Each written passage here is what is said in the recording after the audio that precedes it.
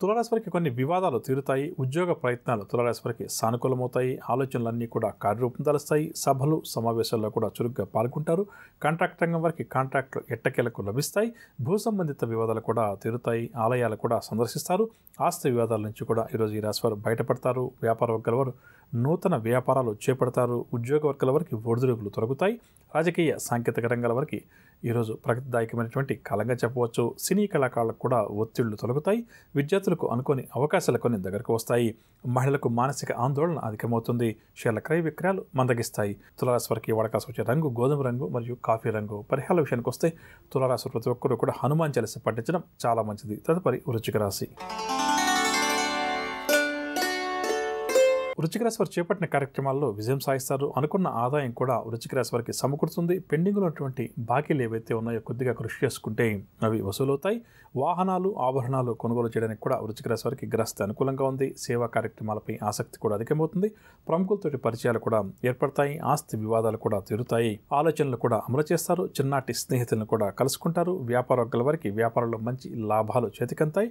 ఉద్యోగ వర్గాల వారికి అనుకున్నటువంటి విధంగా ప్రమోషన్లు చేతికంతాయి. రాజకీయ వర్గాల వారికి సంతోషకరమైన సమాచారం అందుతుంది. సినీ టీవీ కళాకారులు నూతన అవకాశాలు దక్కడం వల్ల ఆనందంగా గడుపుతారు. విద్యార్థులకు కూడా అరుదైనటువంటి కోర్సుల్లో ప్రవేశం లభిస్తుంది. మహిళలు కొన్ని దీర్ఘకాలిక సమస్యల నుంచి బయటపడతారు. షేర్ల క్రయ విక్రయాలు లాభసాటిగా సాగుతాయి. వృశ్చిక రాశి వారికి ఏ వాడకాల్సి వచ్చే రంగు గోధుమ రంగు మరియు బంగారు రంగు. పరిహారాల విషయానికి వస్తే వృశ్చిక రాశి వారు ప్రతి ఒక్కరు కూడా ఆంజనేయ స్వామి దండకాన్ని పఠించడం చాలా మంచిది. తదుపరి ధనురాశి. ధనురాశి వారు ఈరోజు రుణాలు చేయాల్సి వస్తుంది. భార్యాభర్తల మధ్య కొద్దిపాటి తగాదాలు తలెత్తే అవకాశం ఉంది. ప్రయాణాలు కూడా ధనురాశి వారు అకస్మాత్తుగా చేయాల్సి వస్తుంది. ఇంటా బయట కూడా సమస్యలు మరింతగా వేధిస్తాయి. కుటుంబ సభ్యులతోటి మాట పట్టింపులు కూడా ఏర్పడతాయి. ముఖ్యమైన వ్యవహారాలు ముందుకు సాగవు.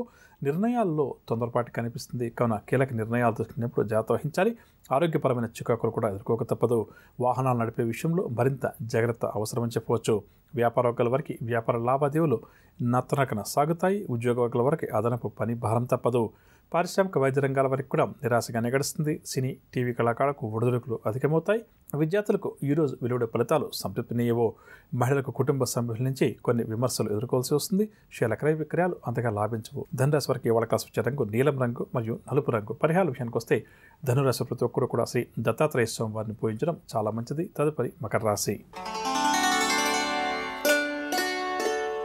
మకర రాశి భార్యాభర్తల మధ్య వివాదాలు తీవ్రమైన స్థాయికి చేరుకుంటాయి. ఆరోగ్యం విషయంలో కూడా మకర రాశి వారు జాగ్రత్త వహించాలి. ఆర్థిక ఇబ్బందులను కూడా ఎదుర్కొంటారు. పనుల్లో ఆటంకాలు కూడా అధికమవుతాయి. స్నేహితులతోటి విభేదాలు కూడా నెలకొంటాయి. ఓర్పుగా నేర్పుగా ముందుకు వెళ్ళడం చాలా మంచిది. ఆలోచనలు స్థిరంగా ఉండవు. ఆస్తి వివాదాలు కూడా నెలకొంటాయి. ఇంటా బయట చికాకులు ఎదురవుతాయి.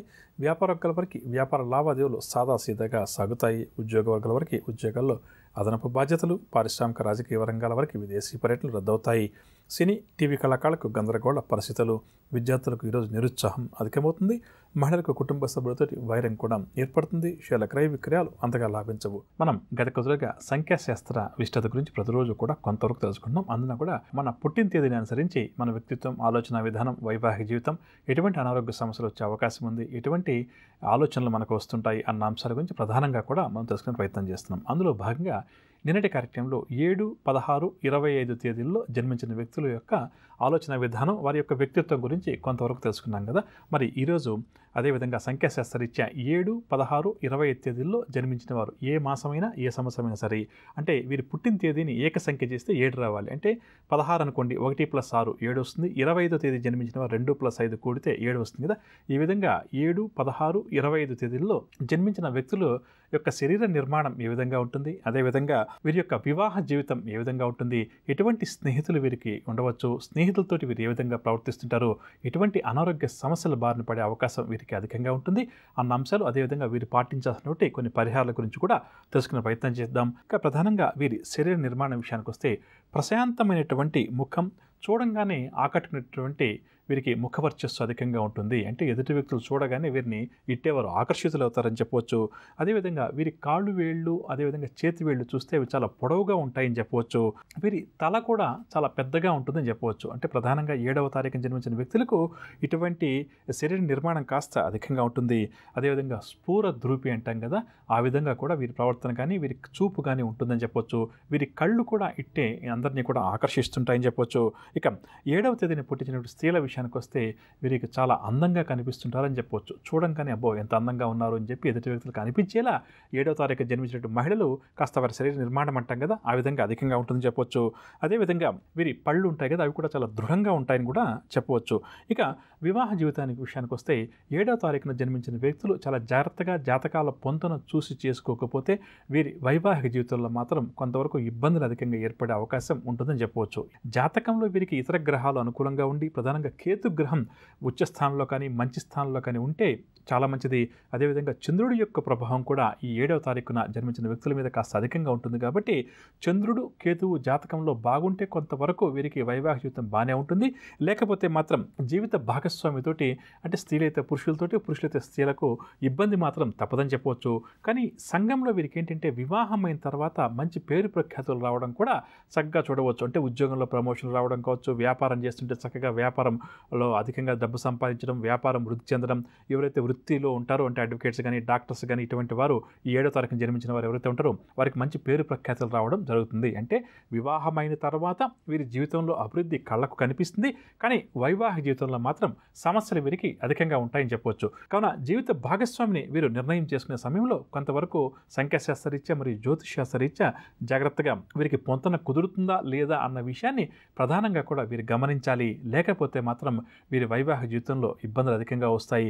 కొంతవరకు ఏంటంటే వీరిని సున్నిత మనస్కులుగా కూడా చెప్పవచ్చు. కాబట్టి జీవిత భాగస్వామి సాధ్యమైనంత వరకు కూడా వీరితో గొడవలకు వెళ్లకుండా వీరిని అర్థం చేసుకునే ప్రయత్నం చేసి చెప్పాలి అని అనుకున్నది జాగ్రత్తగా చెప్తే, వారికి అర్థమయ్యేలా చెప్తే వారు తప్పకుండా కూడా ఆచరిస్తారు. వారితో గొడవలకు దిగితే మాత్రం కొంతవరకు వీరితోటి ఇబ్బంది వస్తుంది. కాబట్టి ఈ విషయంలో వీరి జీవిత భాగస్వామి వీరిని అధికంగా అర్థం చేసుకోవాల్సి వస్తుంది.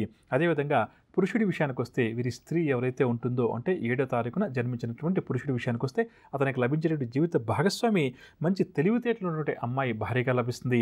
మంచి అందంగా కనిపించే అమ్మాయి కూడా, ఆకర్షణీయంగా కనిపించే అమ్మాయి కూడా భార్యగా కనిపిస్తుంది. కొంతవరకు వీరి వైవాహిక జీవితంలో అసంతృప్తి ఏదైతే ఉందో, గ్రహరీత్యా అయితే ఏర్పడుతుందో దాన్ని వివాహానికి ముందు జాతకాల పొంతం ద్వారా చూసుకోవడం, లేకపోతే వివాహం అయిన తర్వాత కొంత సర్దుబాటు ధోరణిని వీరు అవలంబిస్తే మాత్రం జీవితంలో మంచి స్థాయికి వీరు ఎదుగుతారని చెప్పొచ్చు. సంతానం వల్ల కూడా వీరికి కొద్దిపాటి చికాకులు ఏర్పడే అవకాశం కూడా అధికంగా ఉంటుంది. ఎంత ఎక్కువగా వీరు దైవ ప్రార్థనలు చేస్తారో దానివల్ల వీరికి ఏంటంటే మనశ్శాంతి అనేది చేకూరుతుందని చెప్పవచ్చు. ఇక స్నేహితుల విషయానికి వస్తే వీరికి సమాజంలో వీరికి ప్రధానంగా పేరు ప్రఖ్యాతులు కూడా అధికంగా ఉంటాయి. దీనివల్ల వీరికి పలుకుబడి అధికంగా ఉంటుంది. వీరికి పరిచయస్తులు కూడా అధికంగా ఉంటారు. స్నేహితులు కూడా తప్పకుండా కూడా అధికంగా ఉంటారని చెప్పవచ్చు. కానీ వీరికి బాగా ఇష్టమైన స్నేహితుల సంఖ్య మాత్రం చాలా తక్కువగా ఉంటుంది. కానీ పరిచయాలు మాత్రం విపరీతంగా ఉంటాయని చెప్పవచ్చు. ఎక్కడ ఏ వ్యక్తి కనిపించినా ఒక వివాహానికి హాజరైనా లేకపోతే ఏదైనా ఒక శుభకార్యానికో అశుభకార్యానికి హాజరైతే కూడా వీరిని పలకించే వారి సంఖ్య చాలా ఎక్కువగా ఉంటుంది. వీరు కూడా ఎదుటి వ్యక్తులతోటి స్నేహపూర్వకంగా ప్రవర్తిస్తారు, స్నేహంగా మాట్లాడుతుంటారు. కానీ వీరి మనసుకు నచ్చినటువంటి వ్యక్తులు అంటాం కదా, ఆ సంఖ్య చాలా తక్కువగా ఉంటుందని చెప్పవచ్చు. ఇక అదేవిధంగా స్నేహం కోసం ప్రాణం కూడా ఇచ్చేటువంటి మనస్తత్వం వీరికి అధికంగా ఉంటుంది. కానీ వీరికి అదృష్టం ఏంటంటే వీరు ఒక మంచి స్నేహితులైతే వీరికి లభించే స్నేహితులు కూడా మంచివారిగా చెప్పవచ్చు. ఒకవేళ జాతకంలో చంద్రుడు కేతువు బాలేకపోతే మాత్రం చెడు స్నేహాలు ఏర్పడే అవకాశం కొద్దిగా వీరి మీద అధికంగా ఉంటుంది. మనసును నిగ్రహించుకోవాలి. లేకపోతే మాత్రం చెడు స్నేహాల వైపు ఎప్పుడైతే వెళ్తారో, చెడు అలవాట్లు ఎప్పుడైతే వీరికి ఏర్పడతాయో అవి జీవితాంతం కూడా వీరిని బానిసలుగా మార్చేస్తాయని చెప్పవచ్చు. కాబట్టి 7, 16, 25 తేదీల్లో జన్మించిన వ్యక్తులు కొంతవరకు స్నేహితుల విషయంలోనూ అదేవిధంగా చెడు స్నేహాల వైపు వెళ్లకుండా ఉండడం, కొంత జాగ్రత్త వహించడం మంచిదని చెప్పవచ్చు. ఇక ఈ వృత్తి విషయానికి వస్తే ఏ వృత్తిలో ఉన్నా ఏ రంగంలో ఉన్నా కూడా వీరు చాలా వరకు కూడా పై స్థాయికి తప్పకుండా కూడా ఎదుగుతారు. కళారంగం లేదా క్రియేటివ్ రంగం అంటాం కదా, అటువంటి రంగాల్లో వీరు ఎక్కువ కూడా రాణించడం చూడవచ్చు. నరాల బలహీనత, వాయు సంబంధిత రోగాలు అంటాం కదా, అవి కాస్త వీరికి అధికంగా వచ్చే అవకాశం ఉంది. నవగ్రహ సంచారాన్ని అనుసరించి ద్వాదశ రాశుల వారికి రేపు గ్రహస్థితి ఏ విధంగా ఉంటుంది, ఎటువంటి విషయాల్లో ద్వాదశ రాశుల వారు జాగ్రత్త వహించాలి, ఎటువంటి పరిహారాలు వారు పాటించాలి అన్న అంశం, దాంతోపాటుగా రేపు ఎవరైతే ముఖ్యమైన వ్యవహారాలు ప్రారంభించాలి లేదా కీలక నిర్ణయాలు ఏదైనా తీసుకోవాలని చెప్పి అనుకుంటున్నారో వారు ఏ భగవంతుని పూజిస్తే వారి విజయ అవకాశాలు మెరుగుపడుతున్నాయి అన్న అంశం, అదేవిధంగా సంఖ్యాశాస్త్రరీత్యా ఏ సంవత్సరమైనా ఏ నెలైనా 8, 17, 26 తారీఖుల్లో జన్మించిన వ్యక్తుల యొక్క గుణగణం, వ్యక్తిత్వం, ఆలోచన విధానం ఇటువంటివి ఏ విధంగా ఉంటాయి అన్న అంశం, దాంతోపాటుగా శుభకరం అన్న అంశంలో భాగంగా మూలా నక్షత్రం ఉన్నటువంటి రోజుల్లో ఎటువంటి కార్యక్రమాలు ప్రారంభించవచ్చు అన్న అంశాలు.